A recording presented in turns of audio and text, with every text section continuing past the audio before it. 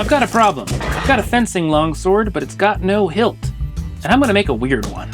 I like the challenge of having to come up with a novel way of making something as traditional as a sword hilt. I'm gonna head over to the hardware store and see if I can't cobble together a hilt for this blade. I think it'd be kind of a fun challenge to see if I can just use more or less off-the-shelf parts.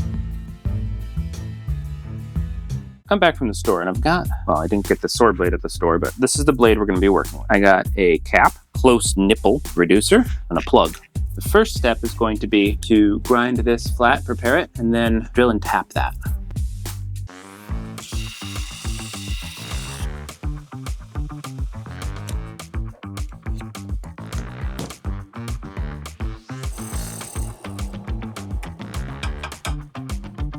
Go. Totally and perfectly in the center.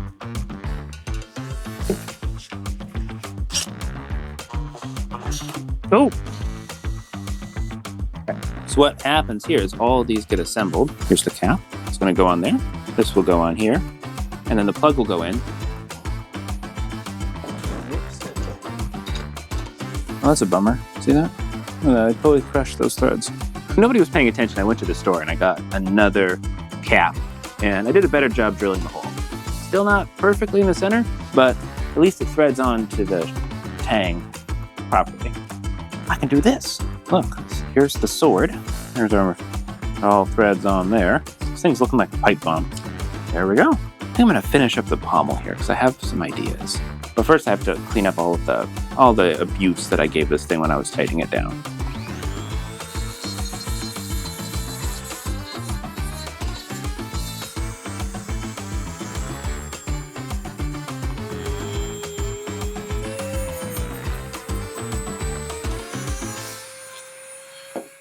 All right, so there's a thing I've been wanting to try for a while, and that is doing a hot bluing on it. I've never done this before, but if the internet is telling me the truth, and I know that it always does, then it should be relatively easy. You know, pour a little acetone in my dog bowl, which is not for my dog anymore. The dog is totally fine. That's just not his dog bowl anymore.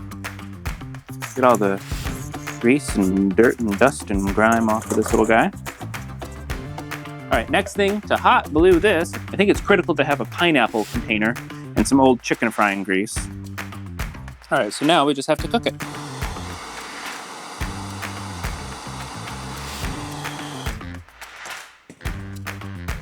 Okay, hot. That's still much hotter than I was expecting. I don't think I got it hot enough. It's just kind of brown color. It's supposed to get much darker than that.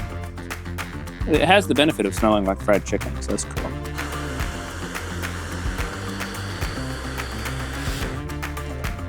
Let's take a look. It doesn't look bad. I could have done a much better job on my surface prep, but as a finish, I think it's kind of cool. I think what I'm going to do is take a little bit of steel wool and see what these guys look like. Just kind of scuffing it to pull out the high points, give it a little bit of dimension, right? To bridge this gap here, I have this piece of copper. And I'm just going to cut a little ring, and then it'll get compressed in between these two halves, I think.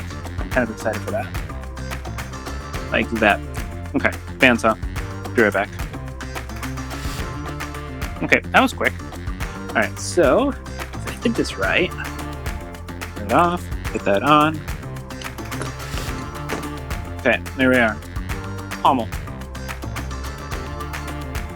I think it looks actually kind of cool. Pretty okay with this. I'm rather pleased. Most crossguards are around 10 to 11 inches, so I'm going to cut this down.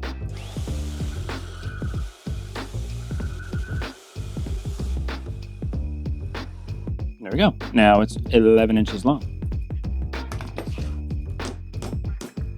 I cut this too short. How did I do that? All right, so let's try this again. This is about 10 and a half.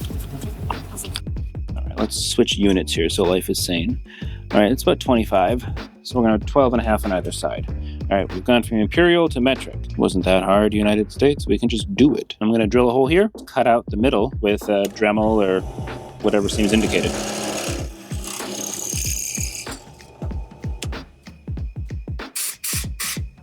This is just going to be pretty easy. I'm just going to cut a little slot out with the Dremel. And then I'll flip it over and I guess do the same thing on the other side somehow. I'm gonna see if this is gonna fit on here. If this fits on here, I'll be pretty stoked. All right. Ooh, look at that. Okay.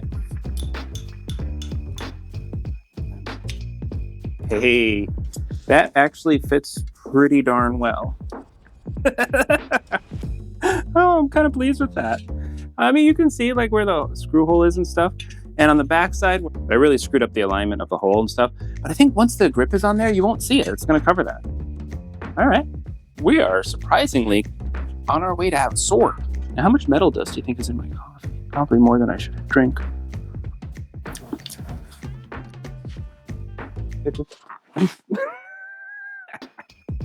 Okay. Well, already, ow, that hurt. Already, it's looking like a sword. I'm gonna do something about these edges.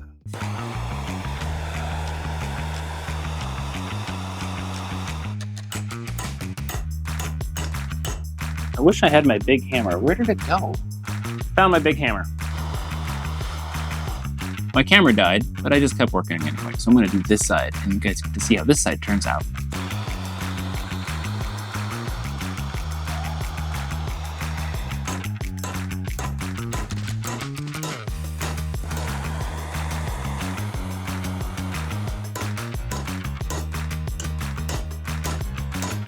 Now we have this kind of squished and pinched together in. I'm gonna take my little ball peen hammer, put some divots in it because I think it looks cool.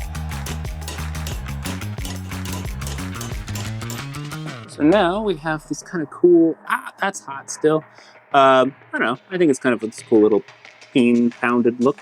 That's so hot. Okay, I'm gonna let that cool for a while. After it cools, we move on to the finishing stages. Now that I have the cross guard with these little flangey bits, I think I'm gonna round the edges for both safety and aesthetics, clean up a little bit here and there, give it a quick sand, and I think I'm gonna try to do the same hot oil treatment, or hot bluing as it were, with this dude. I think it'll look cool.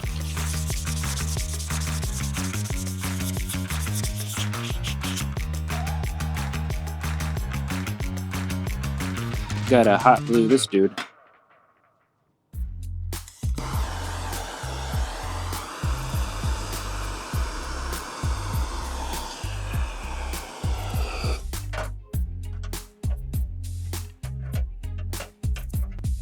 I don't know if I got it hot enough.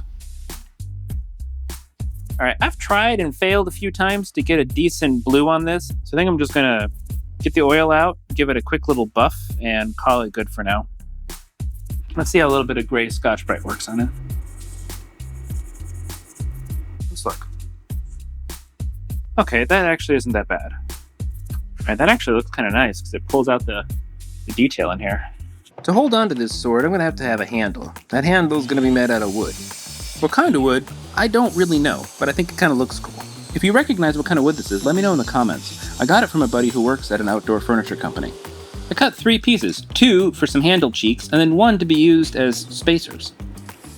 All right, now that I've marked purple on purple, I'm going to go over to the bandsaw and cut that out, and those will become spacers, and then we'll profile it.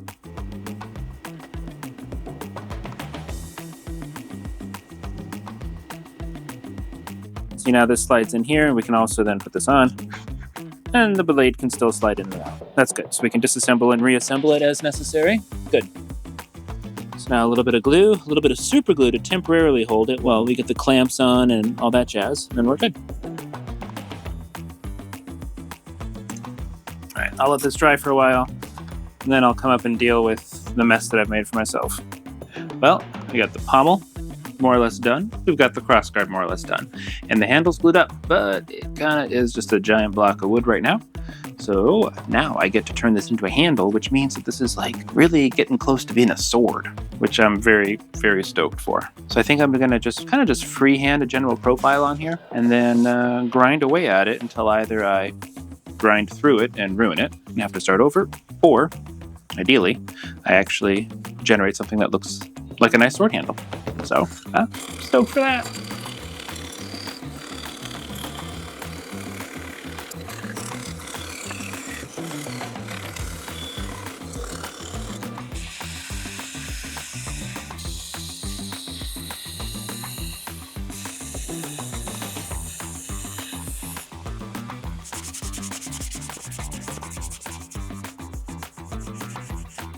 All right, now to prevent myself from ruining it, I am going to stop there because it's getting pretty thin in a few places.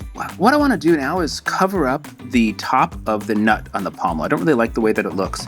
And so I thought that a little piece of copper bent to fit over the end of the handle and then formed around the nut would kind of hide that and create a nice little transition. Right now, I'm just trying to round these corners out so they match the radius of the handle a little bit better.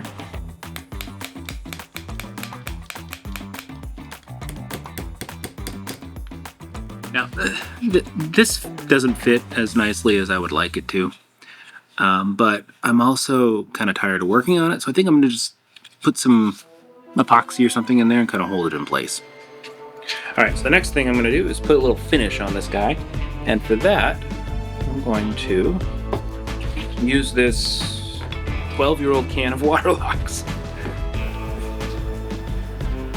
Smells fine.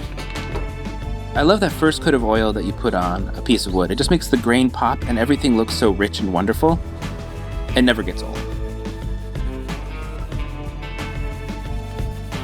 Basically, as far as applying the finish, I'm just putting on a pretty heavy coat, flooding it in, and then I'm going to let it soak for a little while. I'm going to come back and wipe off most of it, and then let it dry. Now that the handle is pretty much finished, it's nearly time to assemble this thing. I think it looks pretty good. If your workbench doesn't look like this at the end of a project, did you even do a project? All right, let's get out our 4 parts. We got a crossguard, we got a handle, we got a sword, and we got a pommel. The crossguard just slides on and then butts up against the blade. The handle slides on and butts up against the crossguard. The pommel threads on and butts up against the handle, squashing everything in place and locking it in tight. See? Just like that. And with that, our sword is assembled. And I think it looks pretty good. You can tell by the smug look on my face, and how dapper I feel. This has been a fun build. Follow along if you like these things. I hope you're having fun, because I'm having fun. See ya.